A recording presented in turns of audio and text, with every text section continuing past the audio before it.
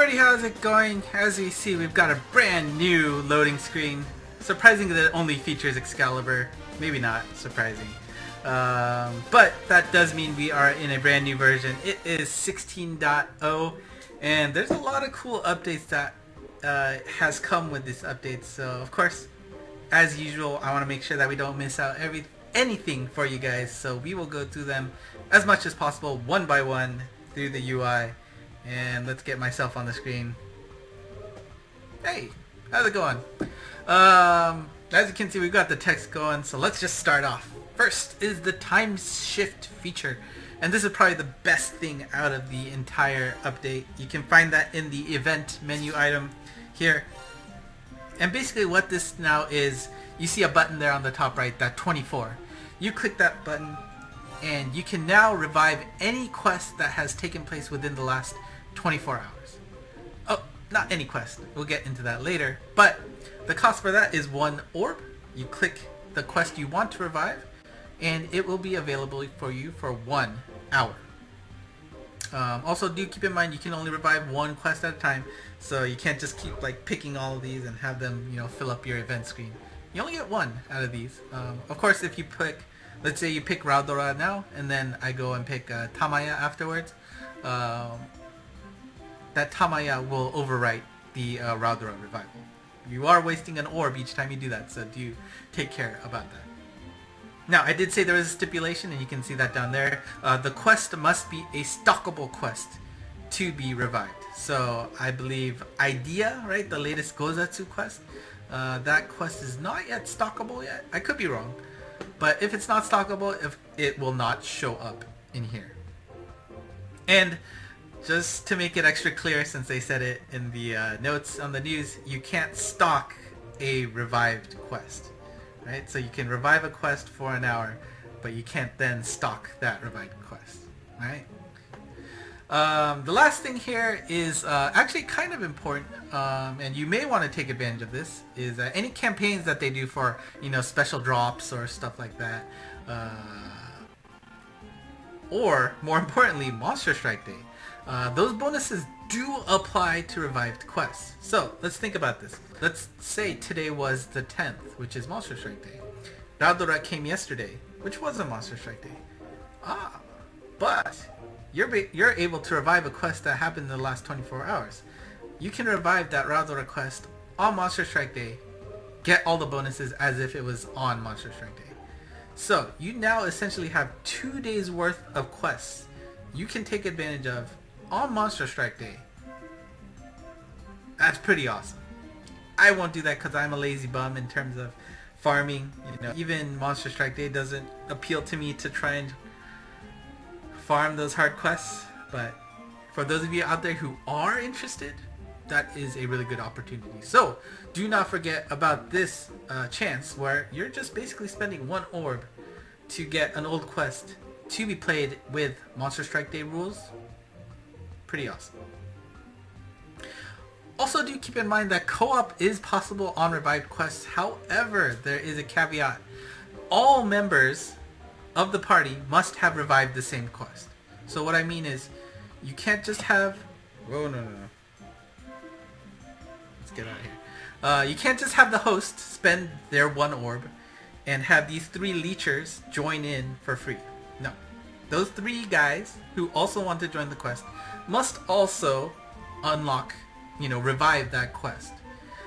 Once they revive that quest, then they are able to join the quest. And if this guy's gonna cheap out, then he's gone. He can't play. But these 3 can't play because they each individually revived the same quest. Alright? So do keep that in mind if you do want to co-op for these old quests. There's also a new item available. You may have saw that on the menu item when we were there, and this is the travel bell. Sounds a little more fun in Japanese because it's tora beru beru, right? The beru beru gets a nice little sound off of there, but you can see how many you have right here. You do get 1 for free in your mail in celebration of this new feature. So we'll see how else we can get this item. I'm sure it'll be an interesting prospect for many people. And then again, it's only 1 orb, so that is not that bad of a trade to, like I said, be able to play a Round the Red quest in the middle of the day rather than at the dead of night. Alright, let's move on to number 2. There is no longer a limit to using your own friend monster. You know, when you go on a quest, you always have the option to set your monster and use that monster as you see fit, right? This blue option here. Once you use that monster, you would be prevented from using it for, I believe it was 90 minutes, and depending on the max lux you had, it would reduce that reuse time little by little. They have changed that, so now you can use, I can use that Lorelei. Well, I only have 3, so there you go. I can use my Lorelei friend all the time now. Once I clear it, I can use it right away again. So there's no more waiting for your own friend unit. It still applies if you use somebody else's friend. This is only applicable to your own friend monster, which I think is an amazing change. Now, of course, like I said at the beginning, there was max luck rewards to reduce the amount of time before you could use your own friend unit, right? That has, of course, been replaced since it's no longer applicable. And we can see those 2 new rewards are at the bottom of your bonus screen here. Basically for max lux 55, 90, and 150, it now gives you a higher limit of these helper items, right? You can exchange your medals for these helper items to use. For example, level 1, which is at level max luck 55, you can now hold 10, double chest items rather than 8, or 10 insta-gauge shots. Level 2, which is at 90 max lux, allows you to hold 6 rather than 4 of the increase your HP by 1,000 or reduce all enemies' HP by 10%. I think it was 10%. Level 3, that's at 150 max lux, allows you to hold twice as many hearts showing up at the beginning of each stage, guaranteed gold on temples, and those special items for particularly difficult quests. If you do usually end up running into a situation where you run into that limit of medals, this is probably a welcome update, right? Because now you're not wasting items, and if you do tend to use certain items over and over, like I assume the chest or the gold berry nut for the temple, not bad. Certainly better than having to reduce the amount of time before you can reuse your own friend monster, right? It's only a plus. And for max luck 90 and 120, it gives you a higher limit to those medal items. Before, the medal limit was 100k. That increased to 150k and 200k respectively for those max luck values. So again, if you are holding on to medals, having that limit increased is also a pretty welcome update. I know my tablet usually ends up being in a situation where I'm playing co-op over and over and not using those medals as frequently as on my main, and I would end up running out of hitting that limit. I don't know if I have that many max lux on my tablet, but if I do, that limit's higher. Pretty awesome. Alright, number 3, we've got new soul badges. You can check them out here. You probably got a list of notifications when you first logged in, because not all of them have, or some of them are actually very easily attainable for somebody like me who I wouldn't say casually, but not as seriously max lux, but I mean, of course I do take advantage of it. The new soul badges are the following. You got the first one here on the list, which is null strike shot delay. So that pink fuzzball that comes out and delays your strike shot. That will no longer happen to you. You are immune to that. It requires a minimum of 6,000 soul power. So that's this number here under the menu bar. Of course, I have nowhere near 6,000, so I won't be able to take advantage of this. But do keep in mind that if you want to activate it, right, you want to replace, right, hit this change and get a new item out of that, it costs 20, oops, there you go. It does cost 20,000 soul points, your total on the top right here. Alright, the second item is the healing whenever you turn into a chicken. So, For example, you are your normal self, you cross the magic circle, turn into a chicken, heal. Then you go back to normal, and then you hit another panel, chicken, heal again. So every time you turn into a chicken, you heal. And as you can see, there are 3 levels to it. Level 1 heals you 500 HP every time you turn into a chicken. That requires a minimum of 300, which is very reasonable. Costs 1200 soul points to assign. Level 2, it now heals you 1000 HP every time you turn into a chicken. That minimum is at 1300 power, and it costs 5000 soul points if you want to assign that. And the highest level is 3, which gives you 2000 HP every time you turn into a chicken. Minimum of 2800 power is required for a cost of 10,000. It gets a little hefty, but again, 2800 is 28 max lux. If you've been playing for a while, you probably have enough. As you can see, that is not a problem for myself as well. That's not all. We have damage, linked damage attacks. Those will get nullified now. The first one, there's 2 levels as you can see. First level will nullify the poison mist, right? So you hit a monster, any exact copies of that monster will also take damage, right? You bring 4 Loreleis. That's poison mist will, even though it only hit 1 monster, it will hit all 4. That damage will be nullified. You do require 6500 power to do that, and it costs 18,000 to set that up. So it is a hefty thing, but again, imagine how many stages you can now get around with if that is possible. Now the only question is it only applicable if, let's say, your main monster has this nullified. You get hit first, does that also nullify the rest of your monsters to getting hit? Or if it's only the case where it gets hit, everybody else gets hit, but you're null? I don't know. I'm sure other people have tried it out, so you can see. Next is the buffed weak point badge. And as you can imagine, this basically lets you get extra to weak points. Level 1 is at 1.02 times damage. That requires a minimum of 700, costs 3k. Level 2 gets you up to 0.05 bonus. That gives a minimum of 3000 but costs 15,000 soul points. And the highest level gives you a 10% bonus, and that costs 7,000 or requires 7,000 power and costs 30,000 points to utilize. Again, hefty, but just imagine you're basically doing an extra 10% just by hitting the weak point. Oof. And you know how many quests out there gives super bonuses for hitting the weak point. So unfortunately, that makes me very afraid of how critical this badge might be. As you can see, it's quite hefty. 5% is still nice, but you know, that could be a big make or break difference. Friends, hopefully you have enough soul points so I can take advantage of it, because I won't.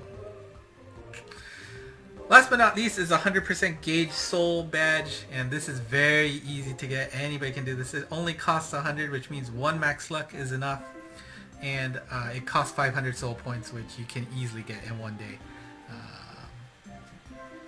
Pretty nice. So if you are struggling with the gauges, there you go.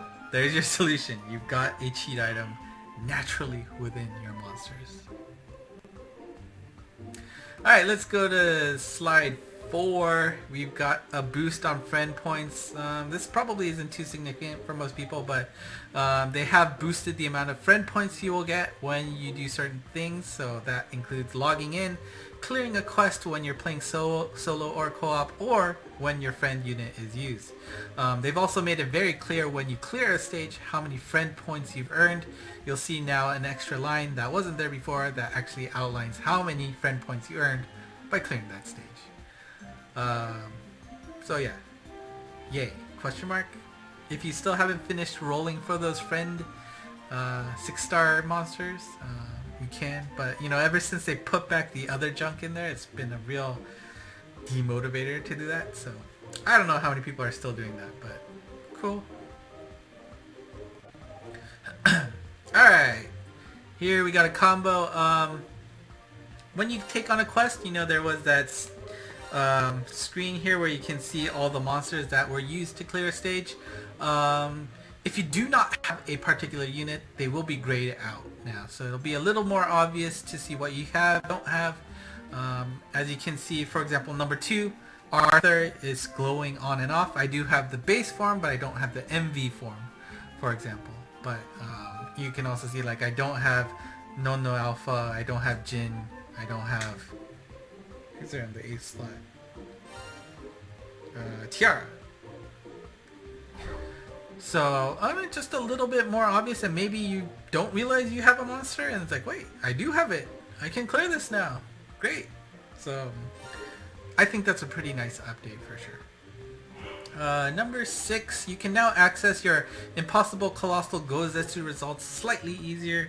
There is a new button on the mission stage. You can see that on the top right next to the book. That will immediately jump you to the results of all of your Chozetsu Impossibles, your Bakuzetsu, your Colossals, and your Gozetsu quest here. Sure, it's a nice UI update to get you to the screen, which is a little bit hidden behind your player profile, so having a slightly easier way to do it. Okay. Number 7 is, you may have noticed here, the campaign details, which are the the megaphones on the top right of the icons. They actually say what they do now. So you don't have to actually guess and actually go into the screen to see what's active here on the top right. It is actually here on the screen. Of course, the only downside is you need to understand Nihongo. So for those of you who can't do that, maybe it's not as helpful. But for those of you who can, not bad. And okay, I was really bad at counting because I think I went down, but whatever. I think this should be number 8. This SP helper item, you can now see what it means for each stage it is available for in the exchange screen. You can go here. Scroll down to the very bottom, that SP icon is there. Just long press the icon, and now you can see what this item is for what stage. So right in Armageddon stage here, you get to see the guide all the time. In let's see, Kanan stage, the cannon base does extra damage. Of course, the Kinki no Goku, we've seen those results, right? Like 1 and 3. You're gonna have to know your numbers, but that's not that hard to memorize. So you can do that. 1 and 3, you get double your HP.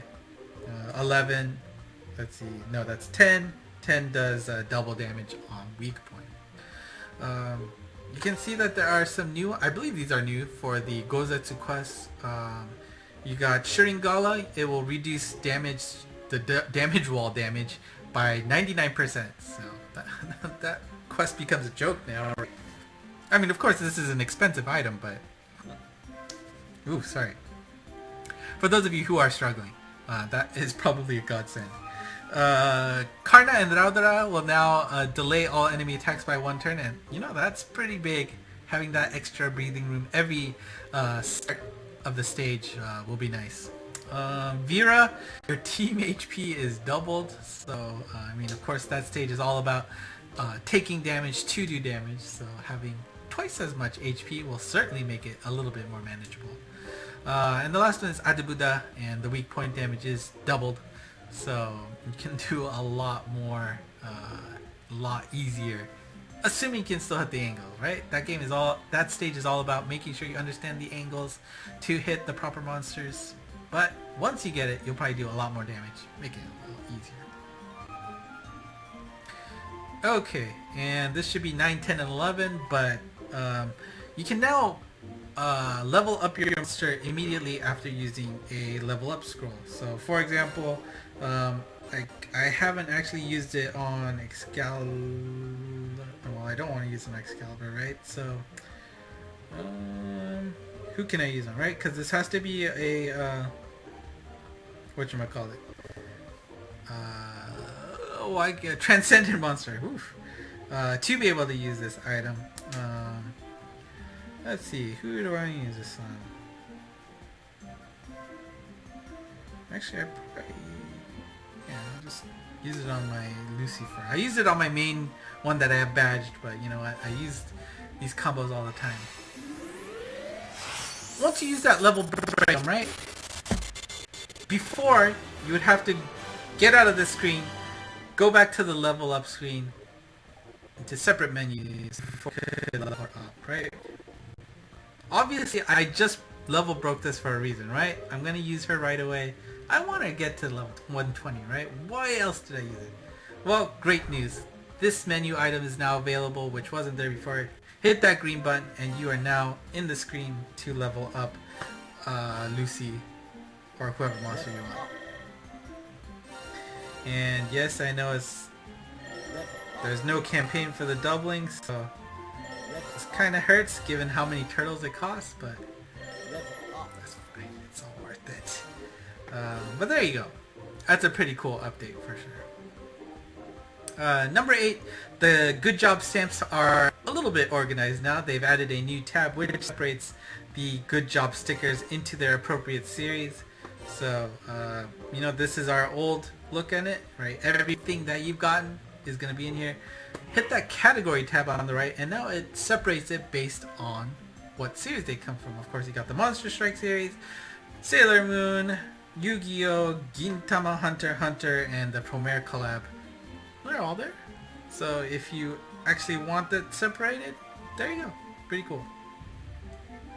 Number, I think that should be 12, is that the gacha now shows the total luck of a particular monster if you have it. So for example, you can see here the Strikers Collection gacha, which will be in another video. I do have 3 Lucys, right? So you can see that I have a total luck count of 15 for Lucy. So for those of you who are on the whalier side of this game, maybe it's a little bit easier to see how much luck you have. How close are you to max lucking that gacha monster? Ooh, there's a little bit more information to entice you to pull, right? Nonetheless, I think this is a pretty cool update. This at least lets you know upfront whether you do or do not have a monster, right? So for example, you can see that the top 5 of the Strikers collection, I do have, of course, Gabby and Lucy, but I don't have any of the top 3, Gungnir Alpha, Nono Alpha, or Metatron Alpha. Now ironically, my tablet actually has Gungnir and Metatron, so it makes it a little bit less appealing, but not having Nono Alpha, again, we'll go over this in a separate video. But here you go, for the Midnight Party, I've got Atum, I forget her name, Bellstar, and Othello. So, you know, hard pass there. Not bad. I like it. Alright, last page of details. New Strikers campaign. So if there are any people out there who are just starting the game, there is, of course, many campaigns that come with starting the game. And of course, for those, if you're not clear, this campaign is always active for the first 2 weeks, the first 336 hours that you are playing this game. Like you get, I think, 5 times XP on normal quests. There's boosts in event quests as well. I think maybe there was something with the temple. Nah, maybe not. But there are 2 new campaigns that have been added, and they both relate to the Mondama. A new striker can now earn a maximum of 500 points per day for the Mondama. Of course, the normal user gets stuck at 300. If you have the Mon Pass, you get boosted to 400. That also applies if you're a new striker. You're at 500. If you have the Mon Pass, you can go up to 600 per day. So it just makes it easier to get to that level 5 stage. And I say it every time when I pull my Mondama, but let me just do it here. If you are starting this game, all you have to do is spend 500 stamina points now. And you only need, what? Is it 3? Right? It's 1500 for the first stage, right? Yeah, as long as you play 3 days, you're gonna fill it up. And it's not even 500 stamina, because the next campaign says all quests that you play will earn 4 times as many points as usual for the Mondama. So they are really incentivizing you, hopefully, making it foolproof that as long as you don't immediately, ooh, shiny thing, click, click, pew, you should get to level 2 seamlessly, right? I'm hoping that it always hurts to see, oh, what was that thing? It's gone now. And it's like, oh, why did you do that? No. But hopefully this helps. So again, you can now earn a maximum of 500 per day, 600 if you're a Mon Pass, and any quests that you play will contribute 4 times as many points as usual to the Mondama. Again, this only applies to new strikers if you've been playing this game for less than 336 hours or 2 weeks. And last but not least, this is a pretty nice godsend. For example, in Idea, right, where you have a new gimmick, or even Xanadu, right, with the laser things. There's a little notification that shows up, like how this works. It will not only show up the very first time you play a stage. Afterwards, it will not show up again. So, thank God. When you were playing that stage over and over again, it'll pop up. You just want to go away. It'll go away naturally now. Alright. That's it, my friends. That is basically everything that was written for 16.0. There are a few bug updates that they have on the page. They fixed the strike shot with Paradox. You know, there was a situation where if Paradox got stuck in between an enemy and a wall, and that strike shot was used, there was a chance that the app would crash. That has been fixed. Complex, there was a rare situation where if you step on the power switches, right, those 3 levels, it would actually accidentally activate it twice, even though you only touched it once. They really didn't need to go to the details what those special circumstances are, so it's probably to save face, make sure people don't try to abuse it. But they did fix that. And last but not least, if you are taking advantage of that training gate through the Mon spot, there was a fix where you weren't getting push notifications when that was complete. So that has also been fixed. But otherwise, I do not see any other updates now. Of course, there are always a few hidden updates here and there. You can always try to find out what the Twitterverse is saying about that.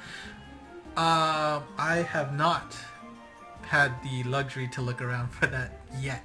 So, and oh wow, this is already 28 minutes. Hopefully this has helped. Again, I do this to try and make sure that you are able to get all the knowledge you need for the updates. Hopefully you don't miss out on anything. Again, you should hopefully now understand what the time shift feature does. You know, that is probably the biggest thing out of that. Is there anything else that's interesting? I mean, the friend monster change, that might not be obvious. Hopefully the soul badge explanation was helpful for you. Friend point's probably worth it. I mean, not many people care about that, right? Yeah. Most used yet? I mean, yeah, you might have overlooked that campaign. Yeah. I mean, the helper item might be nice too. Oh, I guess the boost after the level break might be a nice surprise, right? I doubt anybody has stopped because of the inconvenience of having to go to the level up page. But and of course the gacha thing you probably would have seen no matter what.